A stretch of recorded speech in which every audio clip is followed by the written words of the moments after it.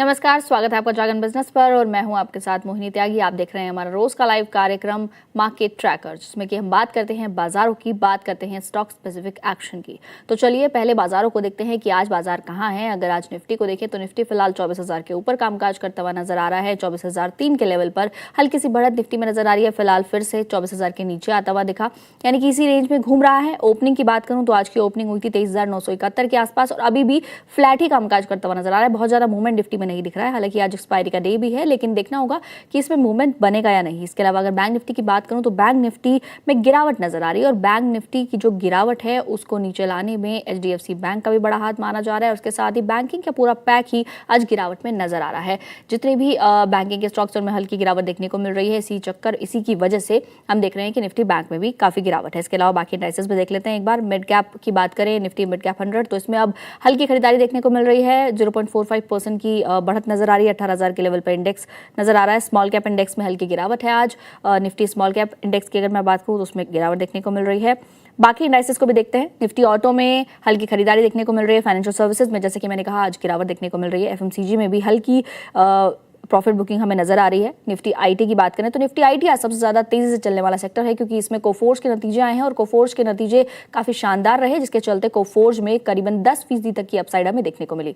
अगर बात बाकी सेक्टर्स की करें तो मेटल में आज हल्की प्रॉफिट बुकिंग है और पीएसयू बैंक में भी आज गिरावट है, प्राइवेट बैंक में भी गिरावट है। लेकिन रियलिटी फिर से आज चमकता हुआ नजर आ रहा है। करीबन 1.5% की बढ़त के साथ रियलिटी कामकाज कर रहा है। ऑयल एंड गैस सेक्टर भी आज प्रॉफिट बुकिंग का शिकार हमें नजर आ रहा है। बाकी हेल्थ केयर सेक्टर में हल्की खरीदारी देखने को मिल रही है। चलिए अब इंडाइसेस की तो बात हो गई, अब स्टॉक स्पेसिफिक एक्शन की भी बात कर लेते हैं और इसके लिए बुलाएंगे हमारे खास मेहमान जो हमारे साथ आज जुड़े हुए हैं उनको।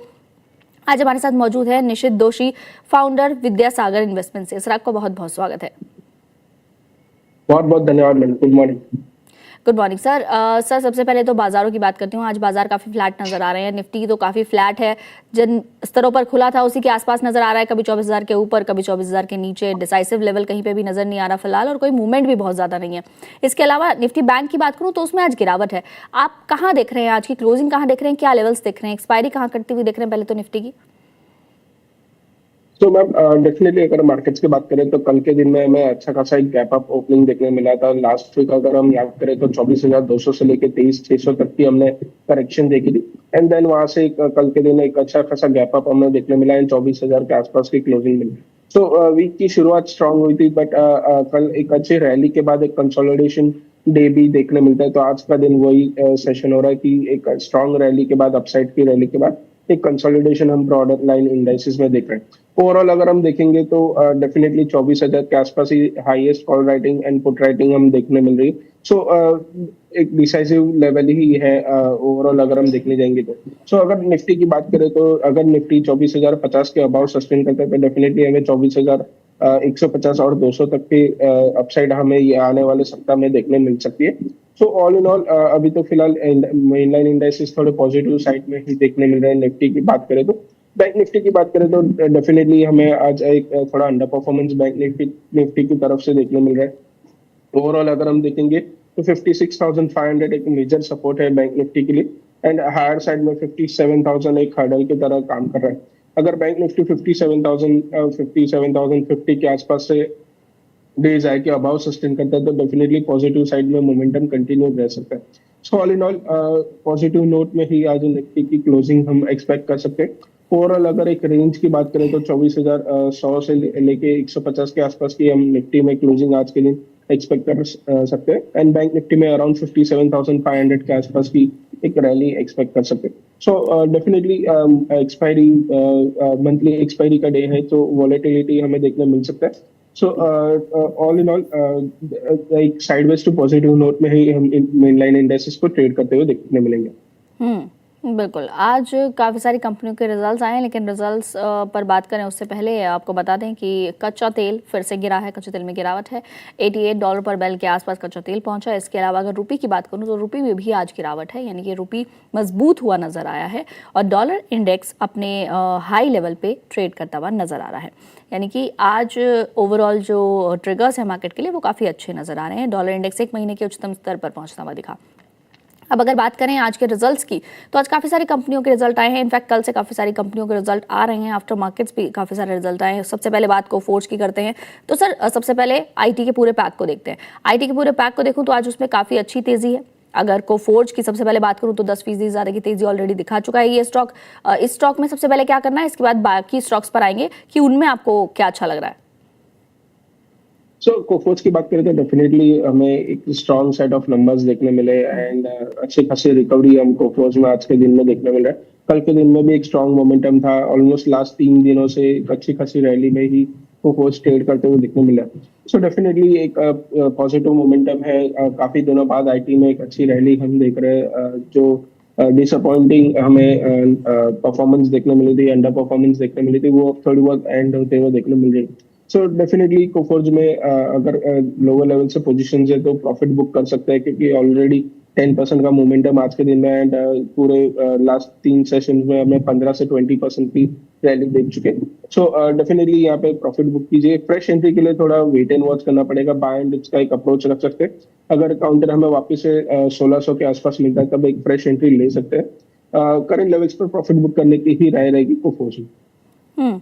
बिल्कुल। बाकी सारे काउंटर्स की अगर मैं बात करूं तो आज टीसीएस 4.5% अप है, persistent 4.5% up, LTM 4.5% up, emphasis में भी करीबन 4% ज़्यादा की तेजी है और एफएसएस 3.5% अप। ऐसा लग रहा है पूरी आईटी पैक ही सिर्फ आज बाजार में हरे निशान में पूरा जोरों शोरों से चलता हुआ नजर आ रहा है। तो सर अगर मैं इसके अलावा बात करूँ कोफोर्ज के अलावा, तो कौन सा ऐसा स्टॉक है जो आपको लगता है कि इस वक्त उसका मोमेंटम पकड़ा जा सकता है? सो ऑल इन ऑल अगर हम आईटी की बात करें तो डेफिनेटली एआई का जो इम्पैक्ट है उसकी वजह से हमें नेगेटिव सेंटिमेंट्स देखने मिले थे एंड अच्छा खासा करेक्शन देखने मिला था। ओवरसोल्ड टेरिटरी में सभी आईटी स्टॉक्स चले गए थे। सो वहां से एक बाउंस है, एक रिकवरी एक्सपेक्टेड था। सो डेफिनेटली उसी प्रकार से हमें एक रिकवरी देखने मिल रही है। कल के दिन में भी इन्फोसिस में एक अच्छी रैली थी। आज के दिन भी एक अच्छा परफॉर्मेंस हम दूसरे आईटी कंपनीज में भी देख रहे हैं। सो ऑल इन ऑल ये एक रिकवरी है, एक बाउंस ये तरीके से ही हम देख सकते हैं। नो डाउट बहुत ऑलरेडी अच्छा खासा करेक्शन हो चुका है, तो यहाँ से डाउनसाइड के रिस्क अभी लिमिटेड है एंड अपसाइड पोटेंशियल सभी आईटी स्टॉक्स में हमें देखने मिल रहा है। सो ऑल इन ऑल अगर हम फोकस रखने की बात करें तो डेफिनेटली टीसीएस हो गया, इन्फोसिस हो गया, यहाँ पे फोकस रख सकते हैं। दोनों ही काउंटर्स में अच्छा खासा करेक्शन हो चुका है एंड यहाँ से रिकवरी हमें कंटिन्यू रहते हुए देखने मिलेगी। सो ऑल इन ऑल टीसीएस हो गया, इन्फोसिस हो गया, दोनों पे ही फोकस रखने की राय रहेगी। बिल्कुल। कुछ और स्टॉक्स हैं जिनके आज नतीजे आए हैं और जो बाजार में कुछ में तो तेजी नजर आ रही है लेकिन कुछ में गिरावट का माहौल है। तो उनमें से एक स्टॉक है टाटा पावर, इसमें भी गिरावट नजर आ रही है। हालांकि जो कंपनी है उसने कहा है कि पावर डिमांड बढ़ने की उम्मीद है। जून में इसमें 9% की ग्रोथ देखी गई है और FY27 में 6 से 7% की ग्रोथ की उम्मीद जताई जा रही है। हालांकि स्टॉक फिलहाल प्रेशर में नजर आ रहा है, करीबन 1.5% की गिरावट स्टॉक में नजर आ रही है। कैसा लग रहा है सर ये स्टॉक? सो टाटा पावर की बात करेंगे तो डेफिनेटली रिजल्ट्स हमें फ्लैट साइड में ही देखने मिले, पॉजिटिव टू फ्लैट में ही देखने मिले। ओवरऑल अगर हम बात करेंगे तो स्टॉक में अंडर परफॉर्मेंस हम देख रहे हैं। मैनेजमेंट की गाइडेंस पॉजिटिव है बट अभी फिलहाल तो स्टॉक नेगेटिव टेरिटरी में ही ट्रेड कर रहा है एंड वीकनेस ट्रेंड जो है वो नेगेटिव ही है। आज के दिन में भी अगर हम बात करेंगे तो मेजर सपोर्ट के लेवल के आसपास ही है। अगर ये काउंटर 370 ब्रेक करता है सो डेफिनेटली और हमें वीकनेस भी देखने मिल सकता है। सो अभी फिलहाल के लिए अवॉइड कीजिए। अच्छा खासा करेक्शन हम ऑलरेडी देख चुके हैं बट थोड़ी बहुत वीकनेस कंटिन्यू रह सकती है। सो अभी फिलहाल के लिए टाटा पावर को अवॉइड करने की ही राय रहेगी। बिल्कुल। एक और पैक पर बात करते हैं जिसमें आज हरियाली नजर आ रही है, वो है रियलिटी पैक। इसमें कुछ काउंटर्स हैं जो काफ़ी अच्छा कामकाज करते हुए नजर आ रहे हैं। लोधा 7% अप फिलहाल नजर आ रहा है। DLF करीबन 1.5% अप। गोदरेज प्रॉपर्टीज में करीबन 2.5% की तेजी इस वक्त नजर आ रही है। इसके अलावा ब्रिगेड भी एक काउंटर है जिसमें हल्की सी खरीदारी नजर आ रही है, लेकिन सबसे ज्यादा तेजी लोधा में है। कल इसके रिजल्ट्स भी आए थे, आज भी काउंटर अप है। क्या करना है सर इसमें? तो कल के दिन में स्ट्रॉन्ग सेट ऑफ नंबर्स हमें लोडा डेवलपर्स में देखने मिले थे। प्रॉफिट हमें डबल होता हुआ देखने मिला था। सो डेफिनेटली उसका एक प्रीमियमाइजेशन पे फोकस हो रहा है। रियल एस्टेट में प्रीमियम प्रॉपर्टीज में अच्छी खासी डिमांड हम देख रहे हैं। सो डेफिनेटली एक पॉजिटिव सेंटीमेंट हम देख रहे हैं। Real estate as a sector हमें लास्ट 2 साल से काफी अंडर परफॉर्मेंस देखने मिला है एंड काफी अच्छा करेक्शन हो चुका है रियल एस्टेट स्टॉक्स में। सो यहाँ से अभी रिकवरी ही कंटिन्यू रहेगी एंड अच्छी खासी हमें अपसाइड यहाँ से भी देखने मिल सकती है। सो all in all fresh entry अगर लोडा डेवलपर्स में लेना है तो थोड़ा वेट एंड वॉच करना पड़ेगा। अगर हम बात करें तो 1200 के आसपास अगर ये काउंटर मिलता है तो वापस से फ्रेश एंट्री ले सकते हैं। बट अगर medium term to long term का व्यू है एंड एक्जिस्टिंग पोजीशन है तो होल्ड रखिए। डेफिनेटली हमें ऑलरेडी 52 वीक हाई के आसपास ये काउंटर देख रहे हैं एंड हमें वापस से 1500 तक के लेवल्स भी लोडा डेवलपर्स में देखने मिलेंगे। So all in all medium term to long term के लिए होल्ड रखने की ही राय रहेगी लोडा डेवलपर्स। बिल्कुल। एक और स्टॉक है जो आज चर्चा में खूब है, वो है एचडीएफसी बैंक। एचडीएफसी बैंक ने अपने ही जो सीईओ हैं और जो मैनेजिंग डायरेक्टर एंड सीईओ के अगेंस्ट में डिसिप्लिनरी एक्शन लिया है। चीफ फाइनेंशियल ऑफिसर के अगेंस्ट में भी डिसिप्लिनरी एक्शन लिया गया है, जिसके चलते स्टॉक में गिरावट देखने को मिल रही है। स्टॉक अपने 2 अप्रैल के स्तर के आसपास नजर आ रहा है। इस स्टॉक में क्या करना है सर? फिलहाल पहले इसने नतीजों में भी हमने देखा कि डेंट नजर आया और अब ऐसा लग रहा है कि ये स्टॉक काफ़ी सारी चर्चाओं में बहुत लंबे समय से रह रहा है। पहले भी हमने देखा था कि डिसिप्लिनरी एक्शन की बातचीत हुई थी। अब स्टॉक टेक्निकल सेटअप में कैसा लग रहा है? बाइंग के लेवल्स में है या फिर अभी अवॉइड ही करना सही रहेगा?